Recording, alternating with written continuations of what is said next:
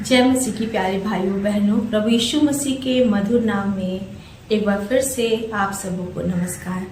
आज का वचन जो मैं आपके लिए लेके आई हूँ वो है दूसरा इतिहास, उसका 14 चैप्टर है ना, 14 अध्याय है ना।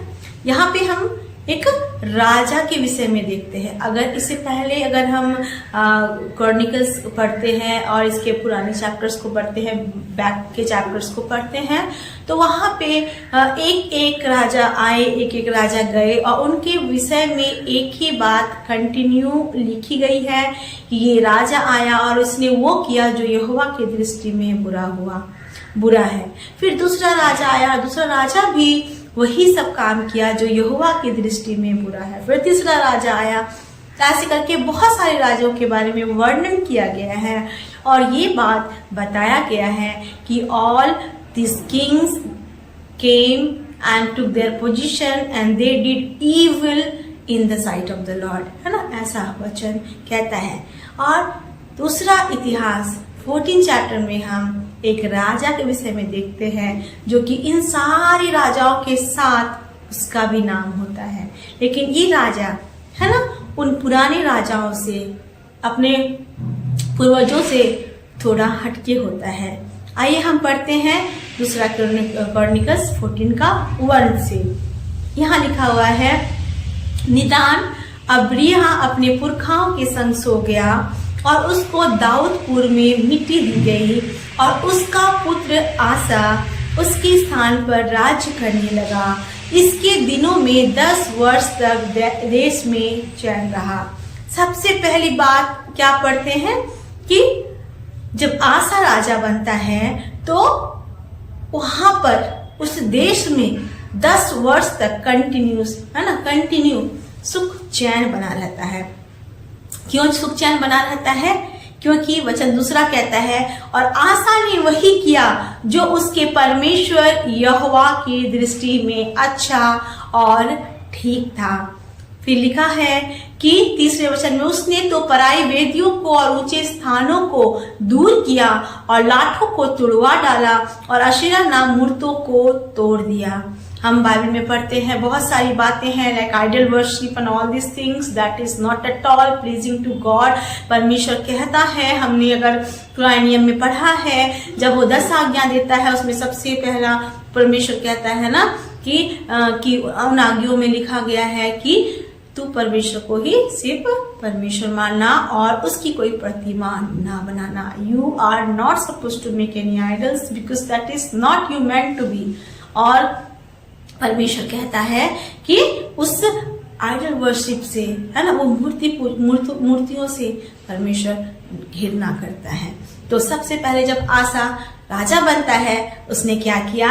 उसने उन सारे कामों को जो परमेश्वर की दृष्टि में ठीक नहीं था उसने अपने राज्य से दूर किया। फिर 14 का हम 4 वचन पढ़ते हैं, चौथा वचन पढ़ते हैं। उसमें लिखा है, उसने ना केवल सारी मूर्तियों को और ये सारी बातों को दूर किया, लेकिन उसने एक पर्टिकुलर एक कमांड, है ना, दिया और यहूदियों को आज्ञा दी कि अपने पूर्वजों के परमेश्वर यहोवा की खोज करे और उसकी व्यवस्था और आज्ञाओं को माने। उसने इस बात को भी बोला, बहुत सारे ऐसे यहूदी थे जो परमेश्वर को भूल के ये सारे बातों के पीछे, मूर्तियों के पीछे, अन्य देवी देवताओं के पीछे चले गए थे। उसने वार्निंग दी और उसने एक व्यवस्था निकाला, एक कमांड निकाला कि आप सबों को क्या करना है? अपने पूर्वजों के परमेश्वर यहोवा की खोज करना है, उसकी व्यवस्था पर चलना है और उसकी आज्ञाओं को मानना है। और उसने ऊंचे स्थानों और सूर्य की प्रतिमाओं को यहूदा के सब नगरों में से दूर किया और उसके सामने राज्य में चैन रहा। हम क्या देखते हैं कि आसा जब राजा बनता है तो वो सबसे पहले अपने राजस्व की, अपने महिमा की, अपने गौरव की, अपने अधिकारों की घमंड करते हुए बाकी राजाओं के विपरीत, है ना, बाकी राजाओं के विपरीत अपने आप को खुश करने का काम ना करके वो क्या करता है? वो परमेश्वर यहोवा को खुश करने का काम करता है। वो कहता है कि I will do everything that is pleasing to the lord, और वचन कहता है कि आसा ने वही किया जो यहोवा परमेश्वर की दृष्टि में अच्छा था और ठीक था, और इस कारण से 10 वर्ष तक उसके राज्य में चैन रहा। इसके साथ ही साथ एक बहुत बड़ी बात यहाँ पे हम पढ़ते हैं, हमने ये देखा कि जब वो आया तो उसने परमेश्वर को खुश करने के लिए, परमेश्वर को जो भाता वो करने के लिए सारे प्रतिमाओं को, सूर्य के प्रतिमाओं को, बहुत सारे क्या बोलते हैं ऊंचे स्थानों को जहाँ पे पूजा आराधना ये सब होती थी अन्य जातियों की, वो सब ना केवल वो दूर किया, लेकिन एक कदम बढ़ के उसने अपने घर को भी साफ किया, है ना। बहुत बार ऐसा होता है कि जब दूसरे कुछ गलत करते हैं तो हम उसको पॉइंट आउट करते हैं और उसको कहते हैं कि ये सही नहीं था मेरे भाई, ये सही नहीं था मेरे बहन, और हम उन्हें करेक्ट करते हैं। लेकिन जब हमारे घर में कुछ गलत होता है तो हम उनको नजरअंदाज करते हैं और कहते हैं कि ओके, ये तो मेरा बच्चा है, ये मेरा माँ है, ये मेरा बाप है, ये मेरा भाई बहन है। लेकिन अगर हम इस वचन में पढ़े तो एक बहुत बड़ी बात लिखी गई है। उसमें लिखा गया है आशा जो था, आशा अपनी 6 वचन में लिखा हुआ है, आशा राजा की माता माका, जिसने असीरा के पास रखने के लिए घिनौनी मूर्त बनाई थी, है ना। आशा की जो माँ थी वो जो थी उसने अपने घिनौनी मूर्त बनाई थी जो वो उसे अपने पास रखती थी। लेकिन उसने क्या किया, उसने उसको राजमाता के पद से उतार दिया, है ना। और आशा ने उसकी मूरत काट कर पीस डाली और किरदोन नाले में फूंक दी। वो इतना ज्यादा परमेश्वर के प्रति जेलस से और जील से भरा हुआ था कि उसने अपनी माँ को भी देखा जो एक मूरत बना के अपने पास रखती थी और उसे उस मूरत को घिनौनी ठहराता है, और वो क्या करता है अपने माँ को, है ना, जिसने उसे जन्म दिया, पाल पोस के बड़ा किया, और वो इस बात को सोचती हूँ कि अब मेरा बेटा जब राजा की गद्दी में बैठा हुआ है तो अब तो मैं जो मर्जी करूंगी वो मेरा सपोर्ट करेगा, क्योंकि वो उस पोस्ट पे आ गया है। लेकिन उसने क्या किया, जब उसने अपनी माँ को देखा तो हम देखते हैं उसने अपनी माँ के अंदर भी उस घिनौनी चीजों को देखा, that was not pleasing to the lord, और वो उसे राजमाता के पद से निकाल कर उसकी मूर्ति को काट पीट के, लिखा हुआ है, मूर्त काट कर पीस डाली और किद्रोन नाले में फेंक दी, फूंक दी, है ना। तो वो इतना हद तक परमेश्वर के प्रति जो जोश से भरा हुआ था कि उसने ना केवल अपने राज्य को बदला, लेकिन वो अपने घर की लोगों के जीवन में भी परिवर्तन लेके आता है, और उनको भी कहता है कि अगर मैं परमेश्वर की उपासना करता हूँ जो जीवित परमेश्वर है, और जो ये कहता है कि तू मेरे अलावा किसी को प्रभु ना मानना और किसी प्रतिमा ना बनाना, तो मैं चाहूंगा कि मेरे घर वाले भी इस आज्ञा को माने, मेरे राज्य के लोग भी इस आज्ञा को माने। और इसी कारण से वचन में लिखा हुआ है कि उन दिनों में उस नगर में 10 वर्ष तक कंटिन्यू चैन रहा।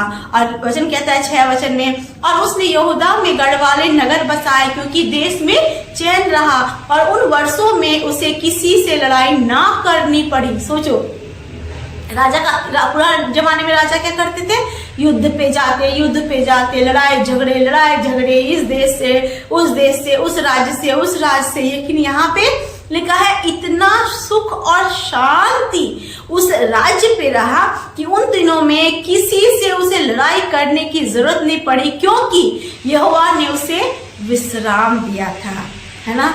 मेरे प्रियो, क्या आज आप चाहते हैं कि आपका चरित्र, आपका चाल चलन, आपका स्वभाव ऐसा हो जाए जिससे परमेश्वर प्रसन्न होके आपको सुख और विश्राम दे? आप जानते हो आपके जीवन में शांति और विश्राम कब आती है?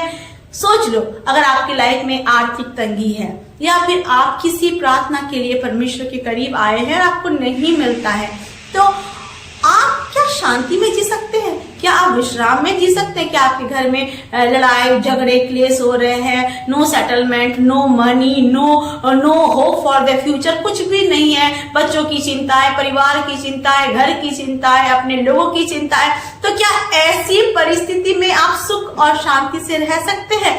बिल्कुल भी नहीं रह सकते मेरे प्रियो।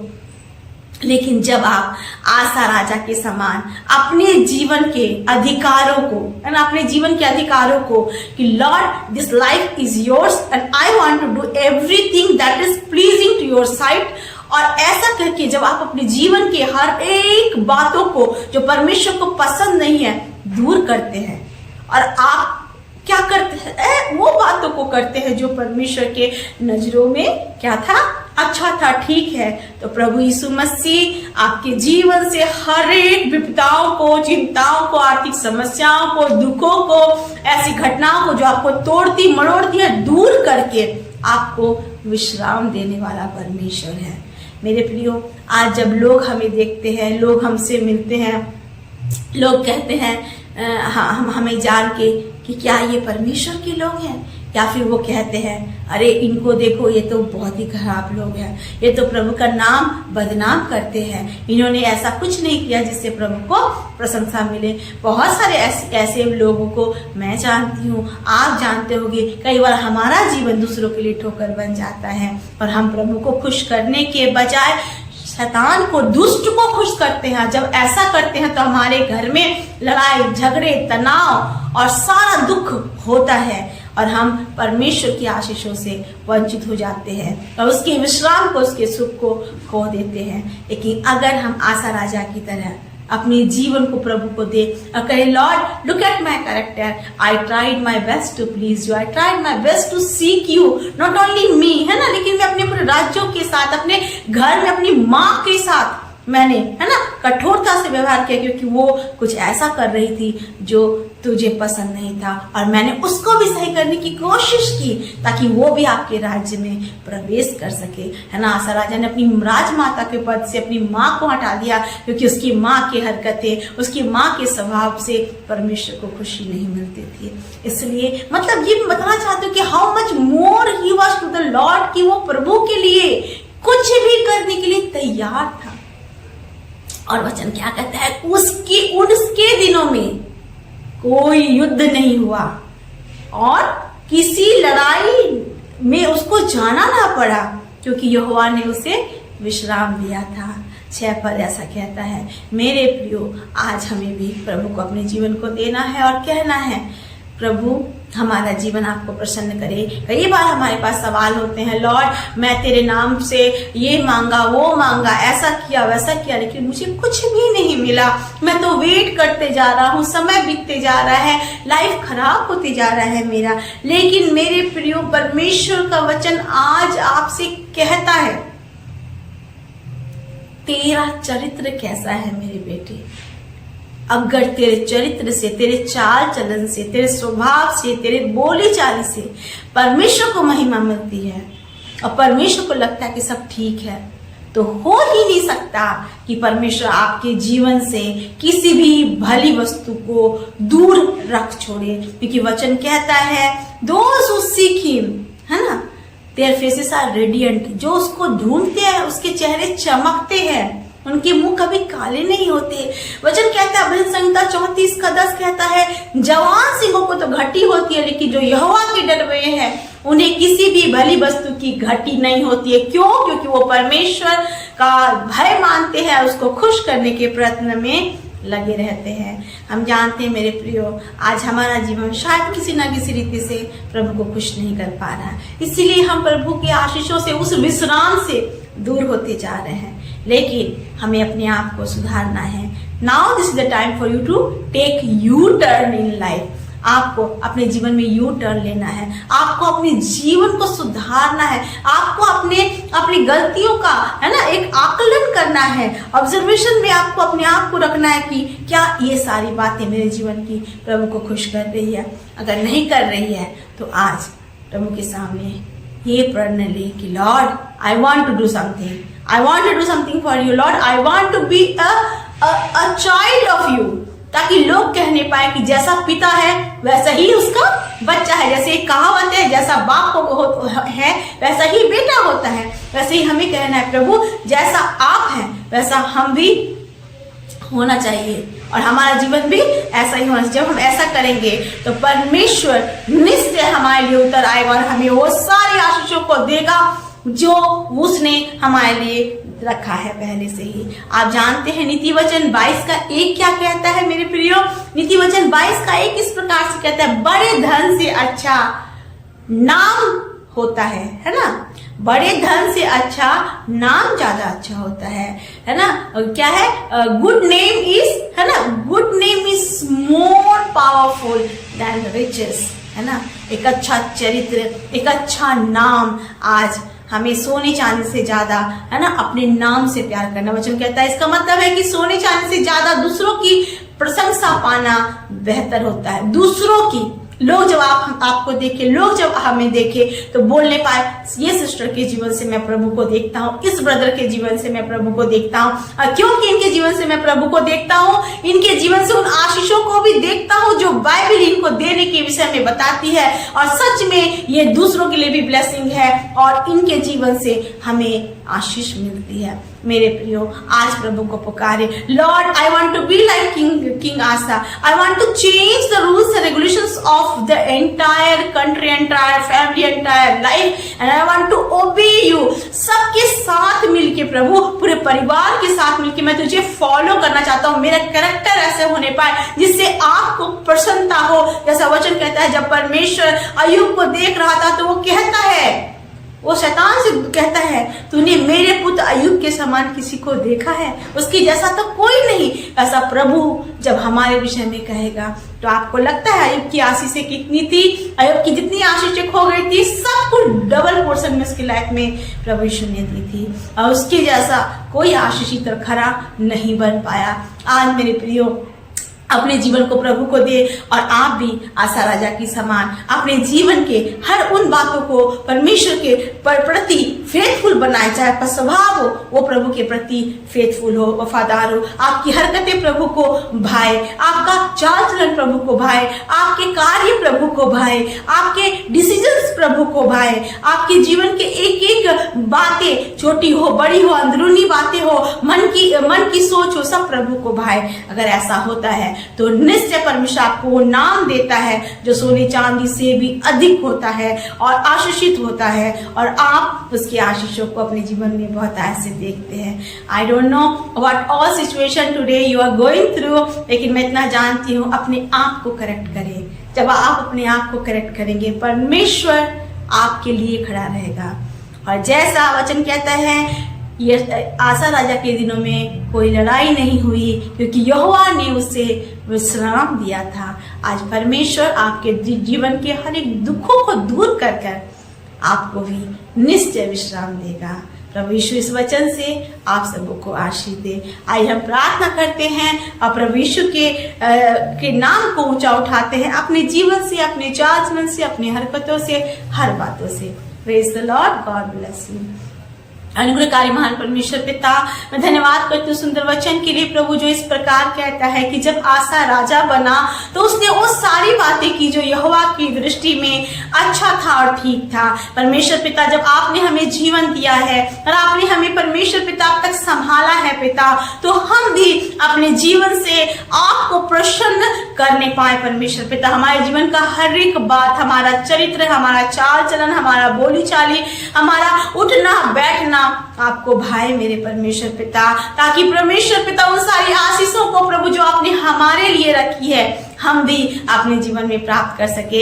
ऐसा कि दाऊद कहता है, परमेश्वर पिता, ओ परमेश्वर, निश्चय करुणा और भलाई मेरे जीवन भर मेरे साथ साथ बनी रहेगी और मैं यहोवा के धाम में सर्वदा वास करूंगा। क्योंकि दाऊद भले अपने जीवन में गलती किया था प्रभु, लेकिन उसने अपनी गलतियों से परमेश्वर सीखा था और कहता है, मुझे जो दुख हुआ वो मेरी भलाई के लिए हुआ, ताकि तेरी विधियों को सीख सकूं। परमेश्वर पिता, वो हमेशा अपने आप को करेक्ट करके आपको प्रसन्न करने की प्रयास में लगा रहता था। इसलिए प्रभु उसने आपकी भलाई को, करुणा को, आशीष को, शांति को अपने जीवन में देखा। परमेश्वर पिता, आज हम भी राजा आसा के समान, दाऊद के समान, आपके प्रियो के समान परमेश्वर पिता, परमेश्वर पिता, उसे खोज में लगे रहे जिससे प्रभु प्रसन्न हो जाए प्रभु। क्योंकि हम जानते हैं जब आप हमारे जीवन से प्रसन्न होंगे तो सब प्रकार के अंधकार के काम, दुख के काम, तकलीफ के काम, वेदना के काम, परमेश्वर पिता, सब कुछ हमारे जीवन से दूर होगा प्रभु, और हम उन सारी आशीषों को पा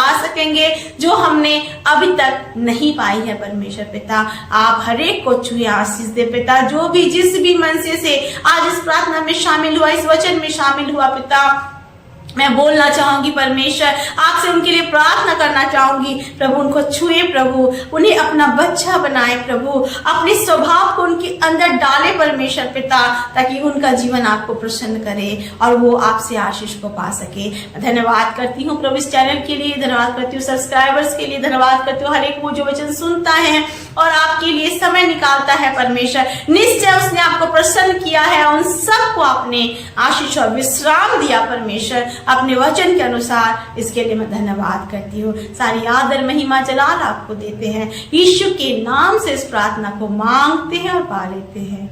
आमीन आमीन। Praise the Lord. God bless you all. जय मसीह की।